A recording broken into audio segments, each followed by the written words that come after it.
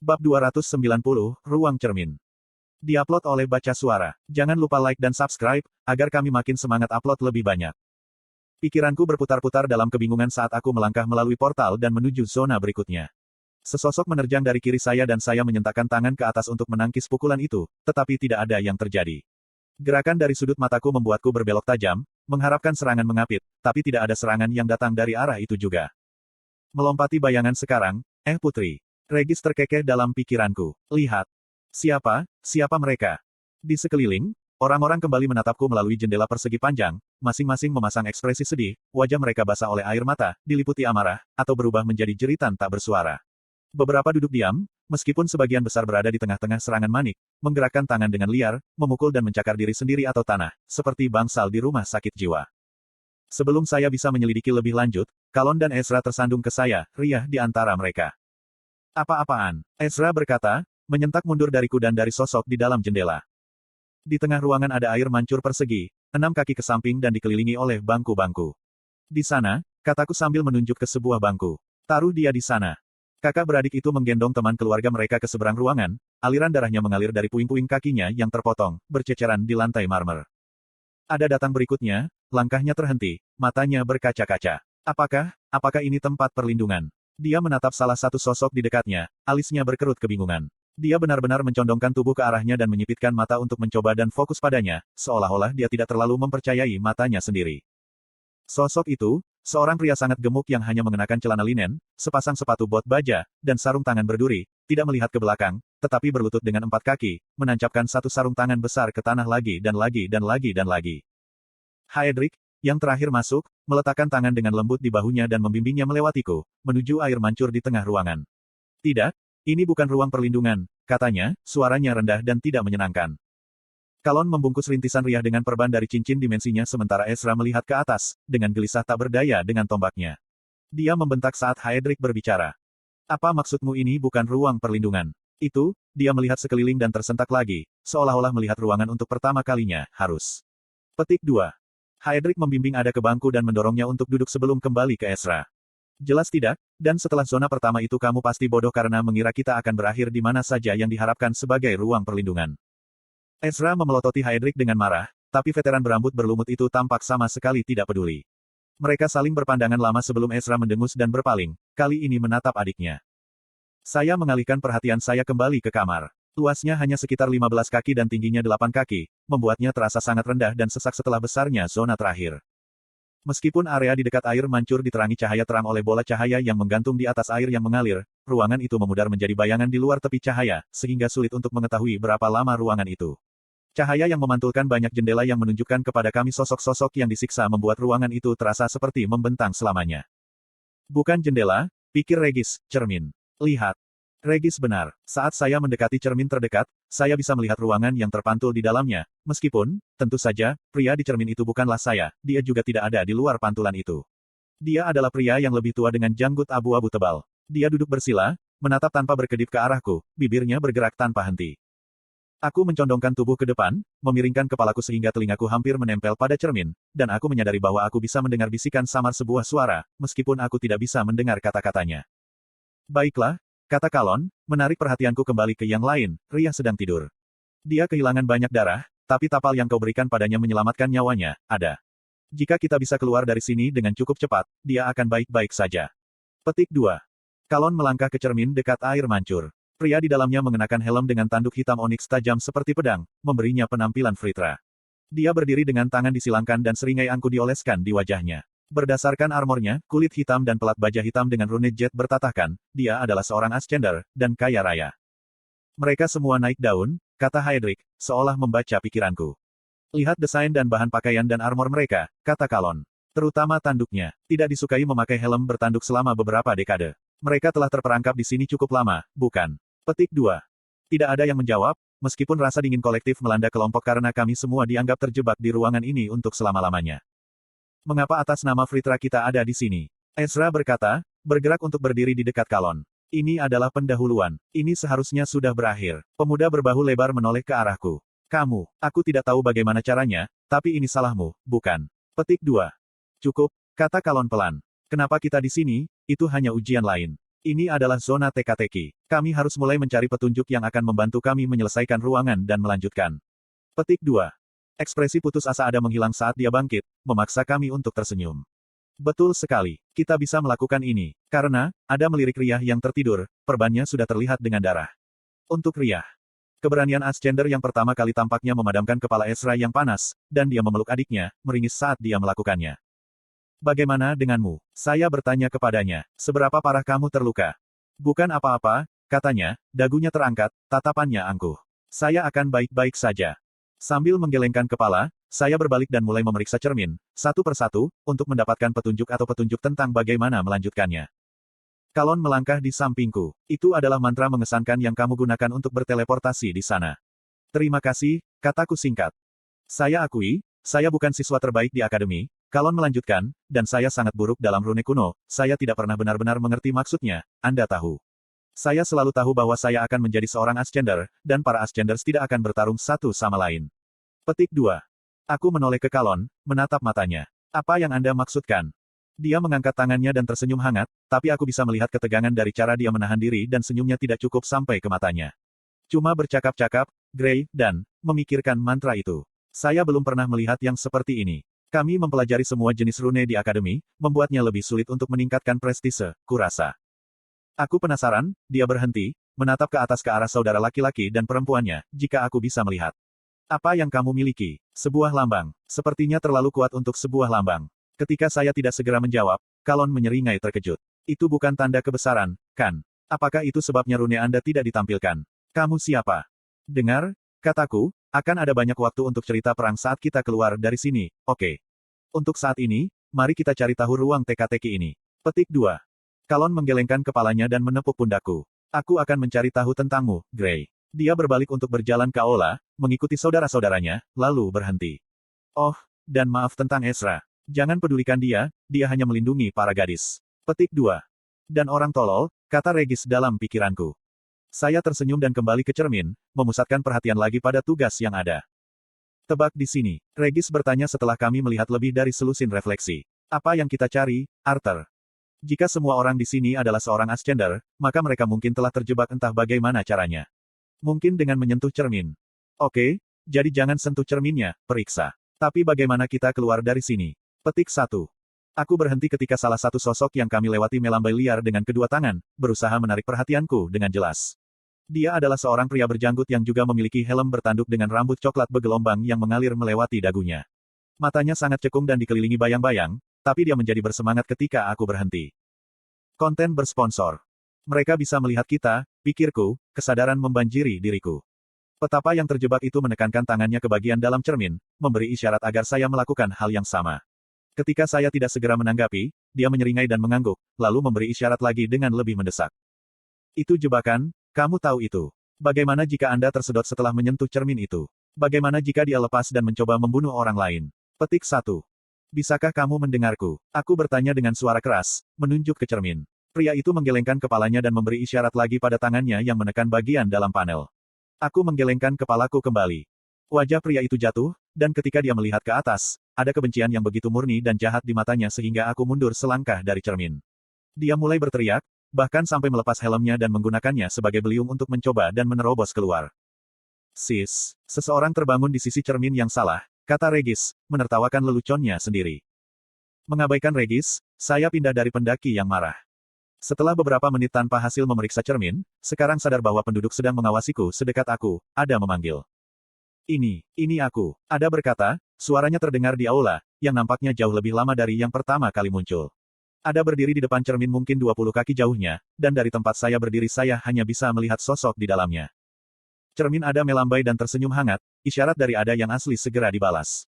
Kemudian, bergerak secara identik sehingga seolah-olah yang satu benar-benar merupakan cerminan dari yang lain, keduanya mengangkat tangan dan dibuat seolah-olah menekannya ke panel kaca.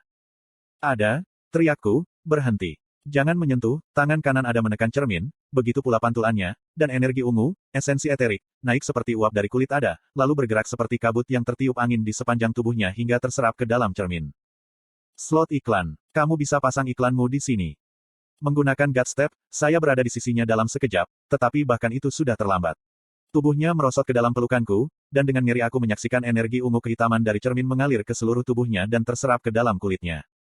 Kelelahan menyelimutiku seperti selimut hangat. Menggunakan God Step 2 kali dalam waktu sesingkat itu tampaknya berdampak buruk bagi saya.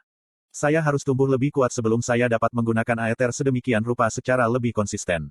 Sementara itu, setidaknya aku bisa menggunakan Burst Step sekarang tanpa mencabik-cabik tubuhku. Langkah kaki yang berat dari belakangku mengumumkan kedatangan Kalon dan Ezra. Aku memandang dari ada yang tidak sadar di lenganku ke cermin, dan perutku terasa mual. Ada yang asli, sepertinya sedang menggedor bagian dalam cermin dengan tinjunya, praktis buta karena panik dan air mata yang mengalir di wajahnya dan menetes dari dagunya. Meskipun aku tidak bisa mendengarnya, kata-katanya jelas. Kumohon, katanya, silahkan. Apa yang terjadi? Ezra membentak, membungkuk di atas tubuh adiknya yang rawan dan meletakkan tangannya di atas tubuh adiknya. Petik 2. Saat aku membuka mulut untuk menjelaskan, mata ada terbuka, menyebabkan kami semua mundur karena terkejut, warnanya ungu tua, gelap, dan bercahaya. Kalon melihat dari ada yang bermata ungu ke cermin di mana ada yang menangis dan panik masih berteriak, tolong, tolong. Mata si sulung merah padam saat dia mencoba mengumpulkan setiap ketenangan yang dia tinggalkan, tangannya meraih lebih dekat ke cermin. Berhenti. Aku melepaskan denyut niat eterik, menyebabkan semua orang, Haedric bergabung dengan kami beberapa saat sebelumnya, membeku di tempat. Menyentuh cermin itulah yang menyebabkan ini. Saya pikir, saya berhenti sejenak, dengan hati-hati mempertimbangkan cara terbaik untuk menjelaskan apa yang saya lihat. Saya pikir ada ditarik ke cermin, dan ada sesuatu yang keluar dari cermin untuk menghuni tubuhnya. Ezra, menangkap pikiran ini, meraih tangan ada dan menariknya ke arah cermin. Kalau begitu kita buat mereka beralih kembali. Aku meraih lengan Ezra, tetapi Kalon menghentikanku. Biarkan dia mencoba. Sebelum aku bisa membantah, Ezra, karena keberatan ketakutan dari ada yang bermata ungu, telah menekankan tangannya ke kaca. Di sisi lain, ada kita mencerminkan isyarat itu. Tidak terjadi apa-apa. Konten bersponsor. Tolong, ada berkata, lepaskan aku, Ezra. Kamu menyakitiku. Sebuah air mata besar mengalir di mata dunia lain itu. Silahkan. Ezra melepaskan dan melangkah pergi, meringis. Dia melihat dari ada ke Kalon dan ke belakang, kesedihan tertulis di wajahnya.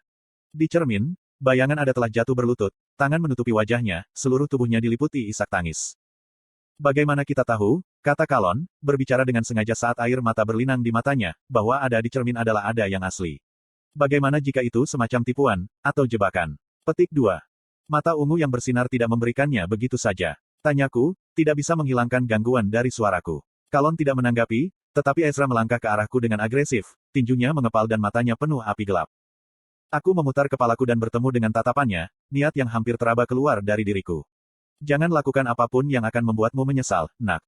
Ezra berhenti dan menggertakkan giginya, tinjunya masih terangkat untuk menantang. Ini bukan waktunya untuk bertengkar di antara kita sendiri, aku menambahkan dengan lembut, mendesah. Ezra menahan mataku untuk waktu yang lama, terengah-engah.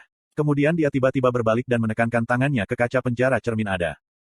Meskipun aku tidak bisa merasakan perubahan apapun, jelas ada sesuatu yang terjadi pada Ezra. Seluruh tubuhnya menegang, dan, ketika dia berbalik untuk melihat Kalon, wajahnya pucat dan matanya berkaca-kaca. Ezra, Kalon tersentak.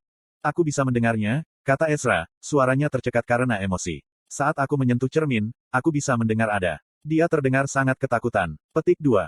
Mengikuti arahan kakaknya, Kalon menempelkan telapak tangannya ke permukaan cermin. Segera ekspresi Kalon menjadi gelap. Dia tidak perlu mengatakan apa-apa agar saya tahu bahwa dia juga bisa mendengar tangisannya.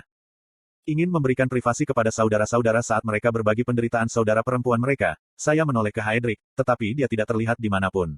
Aku melihat ke arah air mancur, tempat Riyah terbaring tertidur, tapi dia tidak ada di sana. Aku juga tidak bisa melihatnya dalam cahaya redup di tepi ruangan. Sentakan ketakutan menjalar ke dalam diriku, dan aku mulai mencari di cermin terdekat untuk mencari tanda-tanda dirinya. Saya melewati seorang wanita muda berambut tipis yang berbaring telanjang di lantai, berguling-guling dengan tangan terentang di atas kepalanya seperti anak kecil yang bermain di rumput, sosok dengan baju besi besar yang wajahnya telah ditato sampai hanya mata birunya yang mengejutkan yang tidak tersentuh, dan seorang pria yang mengenakan jubah seperti seorang biksu, tapi memiliki tampang pembunuh mana yang tidak punya pikiran. Haedric tidak ada di sana. Aku kembali menatap yang lain, Kalon dan Ezra masing-masing masih menekan satu tangan ke cermin ada dan tangan lainnya menempel di bahu masing-masing. Di cermin, ada menekankan tangannya ke tangan mereka. Ada yang bermata ungu sedang merangkak menjauh dari mereka, menuju air mancur di samping tempat Riyah tidur. Ada sesuatu yang asing dan jahat dalam cara ada bergerak, dan matanya yang berbinar menyipit saat dia melihatku mengawasinya. Aku melangkah ke arahnya, tetapi berhenti ketika suara pecahan kaca memenuhi ruangan. Haedric, aku memanggil ke dalam kegelapan, makhluk yang menyamar sebagai ada itu untuk sesaat terlupakan. Baik, Aku baik-baik saja, kata Haedric, berjalan ke arahku keluar dari kegelapan, pedangnya terhunus. Secara naluriah, saya menarik belati putih yang saya klaim dari sarang kaki 1000 raksasa. Mata Haedric tampak hampir tertuju pada senjata itu saat pandangannya terpaku pada pedang putih itu. Dengan kaget, dia sepertinya menyadari bahwa pedangnya sendiri telah keluar, dan dia segera menyarungkannya di dalam cincin dimensinya. Maaf jika aku mengejutkanmu, Gray, katanya, suaranya mantap, tangannya ke samping untuk menunjukkan bahwa dia tidak bersenjata. Aku menemukan bayanganku sendiri di cermin jauh di lorong, dan, yah, itu mungkin agak sembrono, tapi, aku diambil oleh naluri, dan aku menghancurkannya. Oh, ya, ide bagus, mari kita hancurkan penjara cermin terkutuk, aku yakin tidak ada hal buruk yang akan terjadi, gerutu Regis. Itu adalah, aku tidak yakin apakah akan memuji Haedric atas keberaniannya atau menegurnya karena kesembronoannya, tapi aku terhindar dari kesulitan menyelesaikan kalimatku ketika mata Haedric melebar dan dia berteriak, ada. Berbalik, sudah yakin apa yang akan kulihat, aku bersiap ke berstep ke air mancur, di mana aku tahu aku akan menemukan ada palsu yang menyelimuti wujud bawah sadar Riyah. Dasar bodoh, Arthur, saya mencaci diri sendiri, aku seharusnya tidak mengalihkan pandangan darinya. Saya mengaktifkan berstep, bermaksud untuk bergerak hampir seketika ke tepi air mancur, lalu melompati jarak yang tersisa dan menangani ada.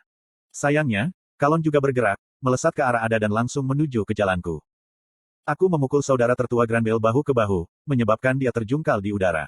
Tidak dapat mempertahankan pijakan atau lintasan saya mendapati diri saya berbelok langsung ke salah satu cermin tanpa ada cara untuk menghentikan momentum saya. Memutar, saya membanting melalui bahu cermin terlebih dahulu, menemukan diri saya tiba-tiba di luar aula cermin. Untuk saat yang memuakkan, saya melihat kegelapan hampa terbentang di bawah saya, tetapi saya dapat memegang bingkai cermin meskipun tepi bergerigi dari kaca yang tersisa menggigit jari saya. Jangan melihat ke bawah, desak Regis. Saya melihat ke bawah. Kegelapan tak terbatas. Satu-satunya hal untuk memecah ketiadaan adalah persegi panjang cerah yang menghadap ke ruang cermin, sebuah jendela mengambang di jurang. Saya tergantung dari bingkai, darah mulai merembes ke tangan dan lengan saya dari luka di jari saya. Saya mencoba untuk menarik diri saya ke atas dan ke belakang melalui cermin, tetapi kelesuan yang dingin merembes melalui otot-otot saya. Pikiranku berkabut, anggota tubuhku lemah dan tidak responsif. Saya tidak bisa fokus. Arthur, Regis berteriak di kepalaku, suaranya menembus kabut seperti berkas mercusuar. Aku mengangkat napas, merasakan kaca mengikis tulang-tulang jari-jariku, tetapi satu sikuku bisa menutupi bibir cermin. Kemudian Haedric muncul di atas saya, dan dia menarik saya dengan jubah saya, setengah mencekik saya dalam prosesnya. Kekuatanku kembali menderu begitu aku kembali ke sisi kanan cermin, dan aku melepaskan cengkeramannya saat aku meletakkan kakiku di bawahku, berlari ke arah Ezra dan Ada, yang sedang mengacak-acak bentuk rawan Riyah. Ezra telah melingkarkan kedua lengannya di sekitar tubuh Ada, menjepit lengannya sendiri ke sisi tubuhnya, tapi dia memutar dan menyentak dengan liar dalam genggamannya. Dia menundukkan kepalanya, menghancurkan hidung kakaknya dan hampir terlepas. Aku menangani mereka, menjatuhkan kedua saudara Granbel ke tanah, lalu membantu Ezra untuk menjepit Ada. Mata ungunya berkobar dengan cahaya dan amarah dan dia menendang, mencakar, dan menggigit kami. Ketika dia tidak bisa menyakiti kami, dia mulai membanting kepalanya ke tanah dengan suara keras. Kalon muncul, melemparkan dirinya ke tumpukan dan membantunya menahannya dan mencegahnya melukai dirinya sendiri. Ada, hentikan, kumohon. Suaranya pecah saat dia memohon pada makhluk yang mengendalikan tubuh Ada. Regis, aku ingin kamu masuk ke sana dan melihat apa yang menghuni tubuhnya. Aku bahkan tidak yakin itu akan berhasil, tapi kupikir jika Regis bisa masuk ke dalam batu Sylvie, mungkin dia bisa menghuni tubuh Ada juga. Kotor, Anda ingin saya masuk ke tubuh orang lain. Bagaimana jika aku bisa merasakan rasa jijik keluar dari Regis, tapi tidak ada waktu untuk berdebat. Lakukan saja, sekarang. Bayangan serigala melompat dari tubuhku, mondar-mandir sekali di sekitar tumpukan kami yang bergolak, lalu dengan ragu-ragu melebur menjadi Ada. Awalnya, tidak terjadi apa-apa. Kemudian perjuangannya berkurang, dan Ada menjadi lemas, meski matanya masih menyala dengan cahaya ungu. Kalon, Ezra, dan aku menahan posisi kami, menunggu apakah Ada akan kembali berjuang. Mataku melihat sekeliling ruangan, mengamati pemandangan itu. Sosok-sosok di cermin di sekitar kami telah menghentikan gerakan liar mereka, setiap orang sekarang berdiri diam, mata mereka terpaku pada kami berempat yang terbaring di lantai dalam tumpukan. Cermin yang pecah sekarang menghadap ke kehampaan hitam, seperti rongga mata yang kosong. Haedric berdiri di dekat kami, meskipun dia tidak melihat ke arah grup kami. Pandangannya dialihkan ke bangku tempat Riyah terbaring, diam dan tidak bergerak. Perban di kakinya telah dibuka sebagian, memperlihatkan tunggul yang digerogoti darah di bawahnya. Darah tidak lagi mengalir dari lukanya. Wajah Riyah pucat, terkunci dalam ekspresi ketakutan dan penderitaan. Meskipun matanya yang berkaca-kaca masih menatap langit-langit rendah, aku tahu mereka tidak lagi melihat. Riyah sudah meninggal.